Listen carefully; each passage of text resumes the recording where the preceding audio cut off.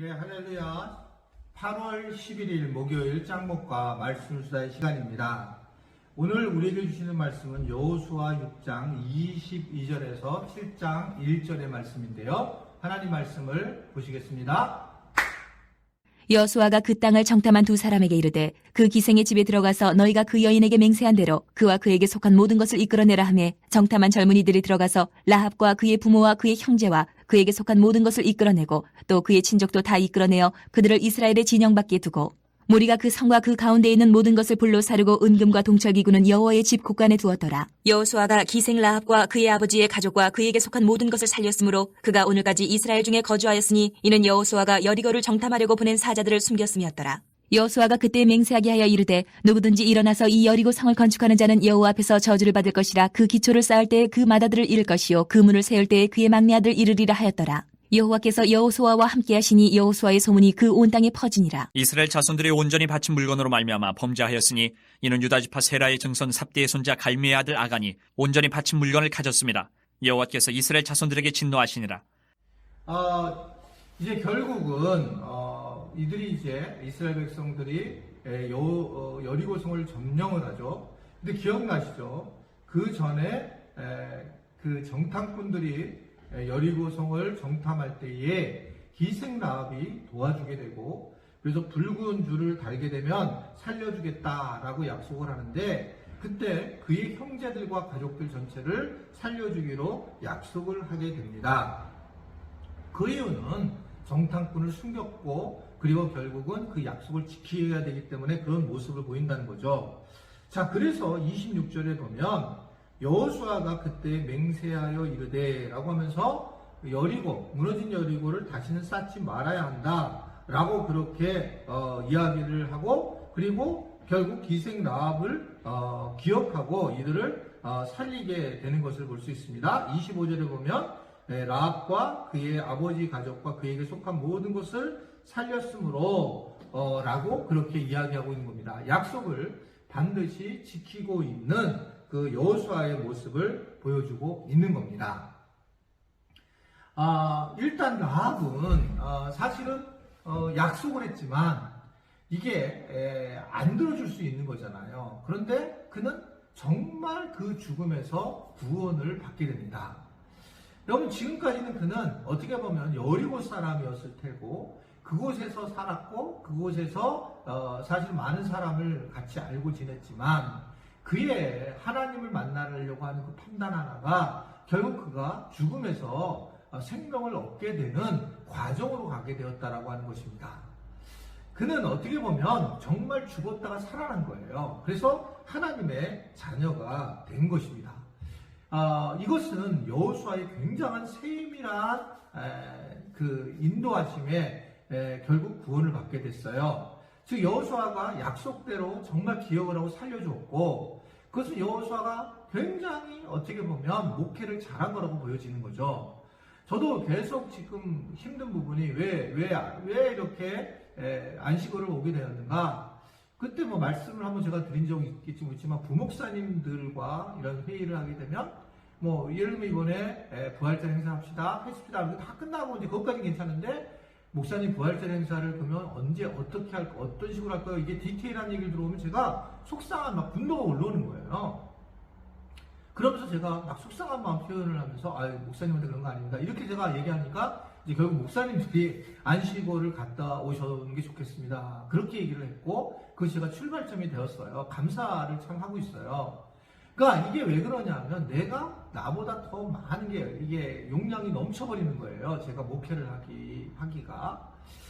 왜냐면 목회라고 하는 거가 이런 디테일을 기억하는 거죠. 기생 라합이 약속했던 것들을 기억하고 그들을 살려야 됩니다. 만약에 잊어버리면 어떻게 될까요? 여호수아가. 라합은 하나님의 약속, 그들이 약속한 걸 다 잊어버려서 죽게 되는 거예요. 가족들 전체가. 심각한 거죠. 그러니까 기억을 해서 이야기하는 여호수아의 세밀함을 엿볼 수 있고 그것은 매우 필요하고 저에게도 사실은 그래서 이러한 더 세심함이 필요하기 때문에 이런 쉼을 허락해 주셨다고 생각하고 있습니다. 자, 그런데 라합 입장에서는 어떨까요? 그는 죽는 겁니다. 지금 주변에 다 죽었어요. 그는 지금까지는 그 죽음에 있을 수밖에 없었는데 그냥 여리고가 자체가 무너짐으로 그는 하나님의 근데 자녀가 되어서 구원을 받은 거예요. 얼마나 놀랍습니까? 지금까지는 그냥 죽을 수밖에 없는 존재인데 하나님의 자녀가 된 거예요. 하나님의 자녀. 이게 우리가 예수님을 믿는 모습입니다. 그냥 우리는 그냥 살아가고 그냥 살았는데, 그런데 단순한 거였는데 어느 날 그 정탐꾼이 전해준 복음을 내가 만나게 돼서 예수 그리스도하고 하는 그 붉은 줄을, 예수의 보혈을 우리가 믿게 되었고, 이게 놀랍죠, 이게 믿게 된 게.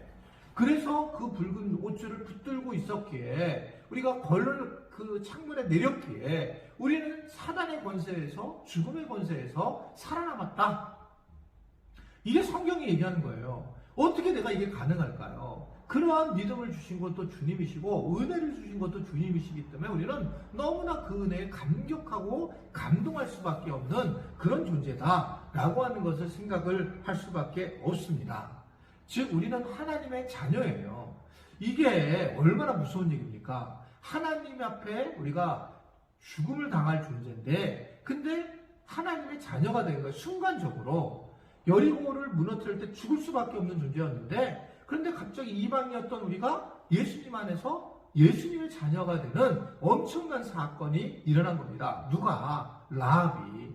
그리고 보니까 자기 가족들까지 다 살아남는 거예요. 여러분, 이게 얼마나 중요한가. 구원받음이 단순히 우리가 이 세상에서 사는 정도가 아니에요. 예수님을 내가 제대로 믿게 되면 나뿐만 아니라 내 가족들, 아버지 전체가 제대로 믿는 자들에게는 구원이 임했다라고 하는 것을 이야기를 하고 있는 겁니다. 기적 같은 일들이 일어났다. 하나님의 백성이 되었다라고 하는 거예요. 그래서 내가 예수님을 믿게 됐을 때 이것은 우리 가문 전체가 주님을 만날 수 있는 가능성이 있고 구원을 받을 수 있는 가능성이 있다라고 하는 것을 이야기하고 있습니다.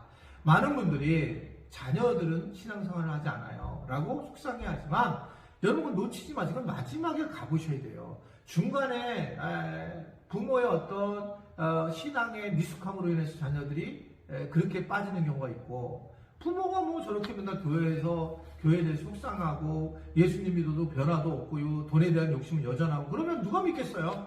죄송합니다. 누가 믿겠어요? 그거는 솔직한 얘기로 자녀들이 돈 내는 것도 힘들고 교회에다가 안 믿을 거야 나가도 돼요.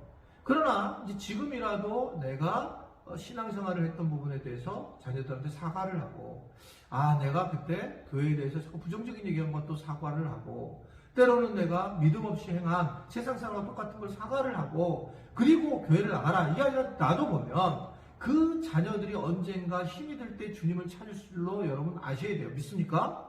그렇다는 거예요. 그러니까 지금 뭐 교회 나가라 안 나가라는 쪽보다는 저는 그 삶을 우리가 부모가 살아가면 돼요. 그냥 예수님의 붉은 줄을 붙들고 예수밖에 없음을 고백하고 정말 예수님만을 내 전부라고 하는 삶을 살아가면 됩니다. 때로 죽음이 오고 때로 아픈 것이 올지라도 아플 때도 내가 그래 아플 수 있지 라고 생각해야지, 아픈 것 때문에 어떻게 하나님 살아계시면 이럴 수 있을까 멋지게 얘기하는 것처럼 보이지만 사실은 그건 굉장히 하나님 모독하는 일이에요.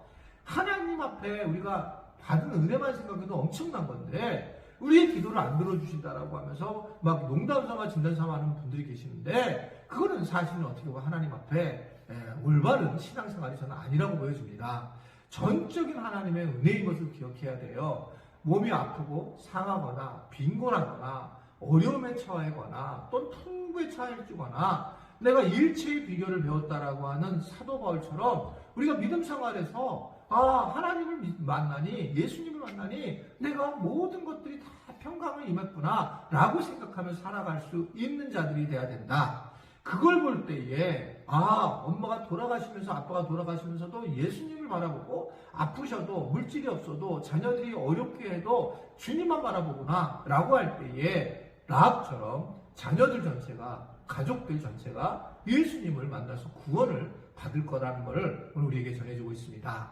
우리 모든 지체들이 비록 자녀들이 혹시 교회를 못 다니는 분들에게도 이번 기회를 통해서 오늘 토그를 하고, 그리고 사랑을 고백하고, 또 때로는 사과를 하고, 그래서 믿음의 생활을 다시 할 수 있어서 모두 구원을 받는 은혜들이 있는 가족들이 될 수 있게 되기를 주님의 이름으로 부탁을 드립니다. 기도하겠습니다.